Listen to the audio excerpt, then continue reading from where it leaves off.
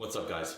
Today we're going to be talking about why reputation comes at a cost and why it should. Now, if you want to know about this, stick with me right now. Ask Alex. Ask Alex. Because you don't know what you don't know. And if you don't know, now you know. Yeah. Now, there's a Latin phrase, Dictum pactum. It's a phrase that I learned in high school whilst writing my essays for my application talks for university. And it's the first thing that comes to mind when I think of reputation. It's something that I've often found not possessed by people and nor understood figuratively and literally. Now, it means my word is my bond. And it's been the motto of the London Stock Exchange since 1801. Now, early on in my career, as a wet behind the ear but enthusiastic investment banker, I rapidly realized idealistic principles were not widely held beliefs. Now, this is something that I've never adapted to, and it has cost me, okay? I remember once a VP said to me, "What is with this loyalty to the firm when the firm is never going to be loyal to you?" Now, I don't actually recollect responding or if those were exact words, but it was approximately like that. But it's something that stuck with me and I've never really come to terms with. Now, during Pre-Money, a conference that we organized in Singapore, but it's normally based in San Fran, run by 500 startups guys, there was a closed room discussion about angel investing. A topic we got into was dealing with tough situations with founders. And one investor posed a situation which was almost rhetorically responded, "Your reputation comes at a cost." That is fairly profound when you ponder it. Actions have sequences. Your actions in the startup investment world have consequences. And I'm certain startups are not aware of this fact and that most investors haven't considered this fully. So let me expand on it. Give a startup a term sheet and then pull it for some bullshit reason. People find out. Write in crummy terms, so a founder doesn't know better and they don't know about it, people will find out, e.g. right of first refusal on all new investors, WTF. Yes, they down-rounded them out of existence. Fire your CEO in an indelicate manner without proper discussion, people find out. See a startup is going well and want more equity, so blackmail them, people find out about it. And you'll find that blogs won't even write about it, which, for your target audience who are reading those, that's not a positive thing. Now, these are all real examples, and no, I'm not going to be sharing the actual details with it. And yes, I will call people for references whenever we look to do something. Everyone knows everyone, and you'll hear about impropriety. The startup world is a small one, and word travels fast in the connected world. I know a few charlatans in Asia, for example, and you can be sure that both founders and the investment community are aware now. We do not need bad seeds spoiling the well in what are often nascent developing economies or startup ecosystems. So now, short-term versus long-term upside. Now, there are going to be times or opportunities when you can make some money by doing something not quite right. Heidi Roizen, who's an operating partner at DFJ, wrote about a case when she was a founder and water damage from a faulty sprinkler damaged worthless paper in a storeroom.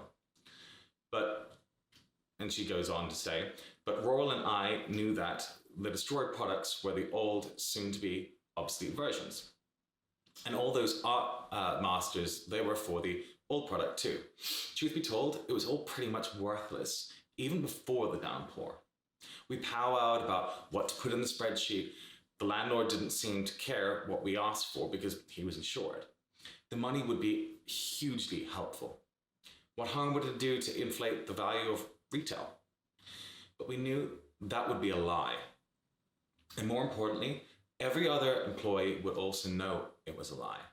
So we told the truth to the landlord and hoped our honest deed would, in turn, make him more lenient about an upcoming lease negotiation, which we had, which I believe it did. Why did we forego that easy money? Well, because if you lie about anything in front of your team, what does it say to them about how they should behave when faced with their own dilemmas? To me, it says lying is okay. Go ahead, steal a hard drive if you need to use one for your personal use. And take your friends out to dinner and charge it as a business expense for a client who wasn't even in town. We cheat, so you can too. We did not want to run a company where cheating was a way of business, so we told the truth. Here's a short-term benefit of early-stage capital injections. Would be very much needed was weighed down against the future downside of jaded and dodgy employees through examples set by the CEO. It's not hard to leap to how this applies to you as an investor. If you have an opportunity to screw founders and get more equity to increase returns to LPs for your next fund, so hey, why not? Well, those founders and the staff are going to talk, and chat moves at the speed of social these days, which is pretty fast. As a senior person at a global company said over drinks the other week, no one is going to be candid and open at an event. All it takes is one idiot to tweet and it's game over. Why do you think management at companies in the public eye get so much media training and are so boring interviews? Well, they're not Elon Musk, right? So the simple reality is it's hard to screw people over these days and not have other people know about it. What you do in the short term echoes in the afterlife. I know some incredibly gifted people that are always going to have barriers to raising money as they did some unethical things. It's a huge shame as those people, if more honest, would make a dent in the universe. The way the VC business works, you make money playing a long game, raising successive funds. Now, one may be able to get the third fund, maybe the next fund, playing close to the wind, but eventually your actions will catch up with you, particularly as you become larger and more talked about, and your reputation becomes called into question. It may be harder to get short-term goals achieved by not being unethically opportunistic, but if you want the full value, you're going to have to make hard calls and play straight. That's a hard thing about hard things. It takes a lifetime to build a reputation, but only a second to lose it. Now, does a reputation or a good one actually pay off? Well, quantifying beyond anecdotal evidence and survivorship bias, that reputation and acting appropriately pays off is naturally hard, particularly faced with skepticism. If founders expect to be screwed, why not screw them, right? Well, a 2012 report from Coutts entitled The Price of Growth suggests entrepreneurs have much more distant relationship with venture capital than the one portrayed by the media or that expected from investors. Now, the key findings were 72% of entrepreneurs do not believe venture capital is the best way for a business to realize its growth prospects. Only 19% believe venture capital delivers sustainable growth. 24% believe venture capital investment increases the risk of business failure. Only 37% believe venture capital investors are interested or understand entrepreneurs. Only 22% of entrepreneurs believe that venture capital investors have a good reputation. Now, that last point is key. Less than a fifth of founders believe VCs have a good reputation. Shit. However, in an academic paper, Venture Capital Reputation, a survey, the authors found that the reputable VCs select better companies, add more value. They explain as follows. The primary finding is that VC's past market share of VC-backed IPOs consistently shows a significant positive relation with the probability of future IPOs, as well as with all four post-IPO issuer long-run performance measures we investigate. This result holds after controlling for VC banks, VC backing, underwriter reputation, and issuer characteristics. We also find evidence that more reputable VCs select stronger portfolio firms. However, the relationship or the relation of VC reputation to firm performance continues to hold after adjusting for self-selection using well-known approaches. Thus, after taking VC selectivity into account, strong evidence is found that more reputable VCs do add value to their portfolio firms after they go public.